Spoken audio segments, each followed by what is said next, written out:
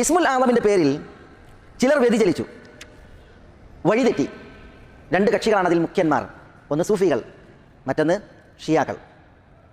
സൂഫികൾ ഇസ്മുൽ ആളം അള്ളാഹുവിൻ്റെ ഒളിപ്പിക്കപ്പെട്ട രഹസ്യമാണ്. അള്ളാഹു ആ രഹസ്യം സൂഫി ഷെയ്ഖുമാർക്ക് മാത്രമാണ് പകർന്നു നൽകിയിട്ടുള്ളത്. സൂഫി ഷെയ്ഖുമാർ, അവർ മുതിർന്നവർ പിൽക്കാലക്കാരിലേക്ക് ഷെയ്ഖുമാർ കൈമാറുക എന്നുള്ളതല്ലാതെ പാമരന്മാർ അതറിയുകയില്ല.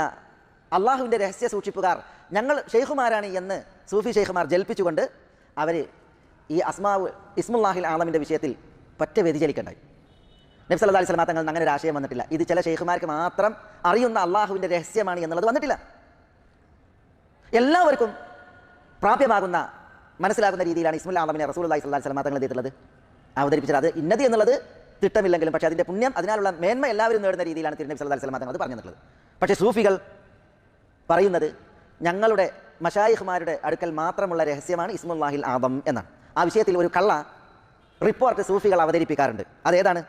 നബി സല്ലല്ലാഹു അലൈഹി വസല്ലം തങ്ങൾ പറഞ്ഞതായി അനസിൽ നിന്ന് ഉദ്ധരിക്കപ്പെടുന്നതായ റിവായത്താണ്. ഈ റിവായത്ത് സഹീഹല്ല, ഇത് വ്യാജമാണ് എന്ന് പണ്ഡിതന്മാർ പറഞ്ഞിട്ടുണ്ട്.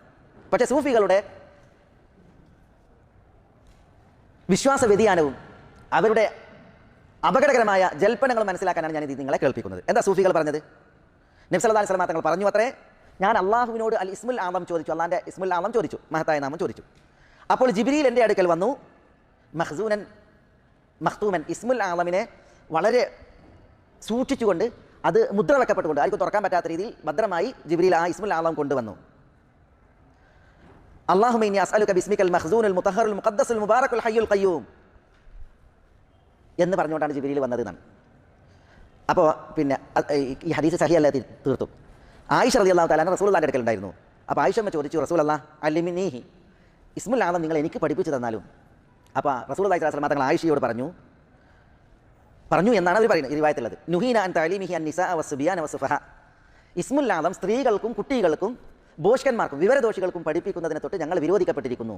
അപ്പോൾ നബിമാർക്ക് ഇത് പറഞ്ഞു കൊടുക്കാൻ പാടില്ല, എല്ലാവർക്കും, കുട്ടികൾക്ക്, സ്ത്രീകൾക്ക്, വിവരദോഷികൾക്ക്. അതുകൊണ്ട് തന്നെ ഈ ഹദീസ് ഇത് വ്യാജമാണ്. നബി സല്ലല്ലാഹു അലൈഹി വസല്ലം തങ്ങളുടെ പേരിൽ വ്യാജ വാർത്തയാണ്. സൂഫികൾ ഇതുകൊണ്ടാണ് തെളിവെടുക്കുന്നത്.